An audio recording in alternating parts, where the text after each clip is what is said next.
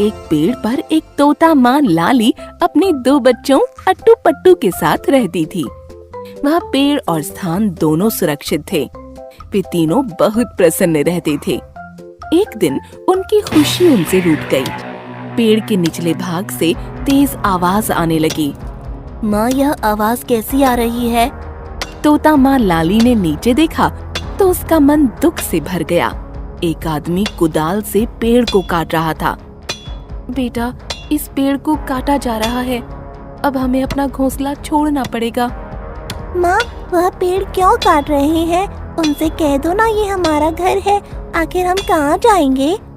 बेटा, हम छोटे जीव हैं, हमारी फरियाद नहीं सुनी जाएगी। अब हमें यहाँ से जाना होगा।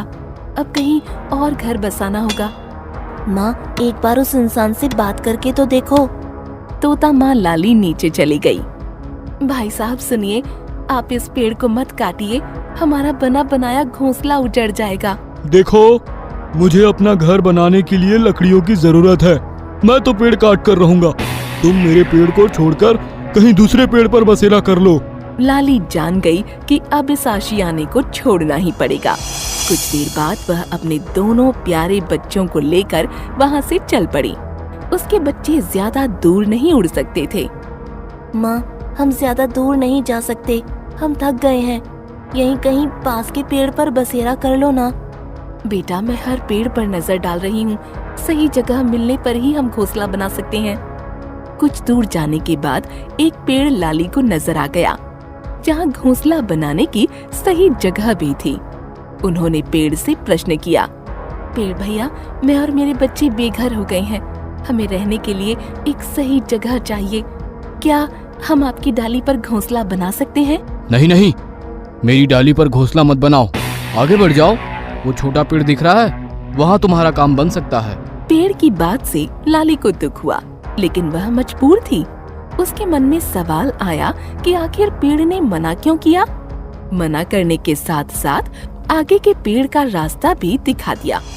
दोनों बच्चों को लेकर वह आगे उड़ चली। वह छोटा पेड़ आ गया। अरे भैया, मैं बड़ी देर से परेशान नन्हे बच्चों के साथ उड़ती चली आ रही हूँ।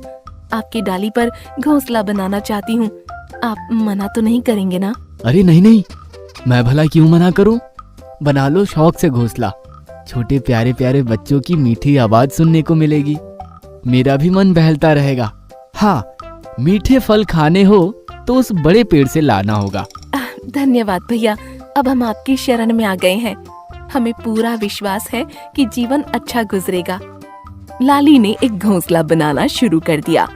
इसी बीच अट्टू ने प्रश्न कर दिया, माँ, उस बड़े पेड़ ने मना कर दिया, इस छोटे पेड़ ने हमें अपना लिया। दूसरी बात, छोटे पेड़ ने मीठे फल के लिए बड़े पेड़ का रास्ता क्यों बता दिया? माँ, उस बड़े पेड़ का फल मीठा है, फिर उन्होंने कड़वी बात क्यों कही? मेरे प्यारे बच्चों, उसके पीछे भी जरूर कोई कारण होगा। पेड़ तो सदैव देना जानते हैं, कुछ लेना नहीं जानते। फल, छाया, लकड़ी और हम जैसों के लिए घर भी देते हैं। ये छोटा पेड़ भी पूरी तरह से सुरक्षित है। वे तीनों घोंसला बनाकर बड़े प्रेम से रहने लगे। अट्टू पट्टू भी बहुत प्रसन्न रहते थे। कई बार वे उसी छोटे पेड़ का फल खा लेते थे। एक दिन लाली आसपास का इलाका जानने के इरादे से आगे निकल गई। कुछ देर तक जब लाली नहीं लौटी, तब बच्चे अपने घोंसले से सर निकालकर बहुत बेसब्री से अपनी माँ का रास्ता देखने लगे। कुछ देर बाद लाली मुंह में एक फल लेकर आ गई। बच्चे फल खाने लगे। माँ, यह फल तो बड़ा स्वादिष्ट और मीठा है। आपने इसे कहाँ पाया? मेरे बच्चों, ये फल उसी बड़े पेड़ से तोड़कर लाई हूँ। उन्होंने ही मुझे आवाज देकर बुलाया था। अजीब पेड़ है, आसरा देता नहीं, फल खिलाता है। एक दिन लाली उड़कर उसी बड़े पेड़ के पास से जा रही थी। पेड़ ने उसे बुला लिया। अरे लाली, आज ज्यादा फल लेकर आओ, अपने घोंसले में संभाल कर रख देना, काम आएंगे। लाली ने 2-3 चक्कर लगाकर कुछ फल अपने बच्चों के पास घोंसले में रख दिए। पेड़ ने कारण कुछ नहीं बताया और लाली ने भी पूछना उचित नहीं समझा। लाली अपने बच्चों के साथ घोंसले में बैठकर फल खा रही थी। इसी बीच तेज तूफान के साथ बरसात शुरू हो गई। बादल जोर जोर से गरजने लगे। लाली, अरे ओ लाली, अपने बच्चों के साथ संभल कर रहना। मौसम का मिजाज अच्छा नहीं दिख रहा है। हाँ भैया, बड़ी सावधानी से रहना है। लाली ने अपने दोनों बच्चों को अपने पास कर लिया था। इतने में बड़े जोर की आवाज आई। उन लोगों ने देखा वह बड़ा पेड़ उखड़कर जमीन पर गिर पड़ा था।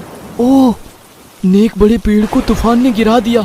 अब पंछियों को मीठा फल खाने को नहीं मिलेगा। बरसात और तूफान दोनों रुक गए थे। लाली उड़कर बड़े पेड़ के पास पहुंच गई। लाली, तुम आ गई। मुझे खेद है, अब मैं तुम लोगों का साथ नहीं निभा पाऊंगा, सबको मीठे फल नहीं खिला पाऊंगा। आज मैं तुम्हें ये बात बताना चाहता हूँ कि उस दिन मैंने तुम्हें शरण देने से क्यों मना किया। दरअसल मेरी जड़ें बहुत कमजोर हो गई थी। मैं जानता था कि वे तेज तूफान का झटका नहीं सह पाएंगी।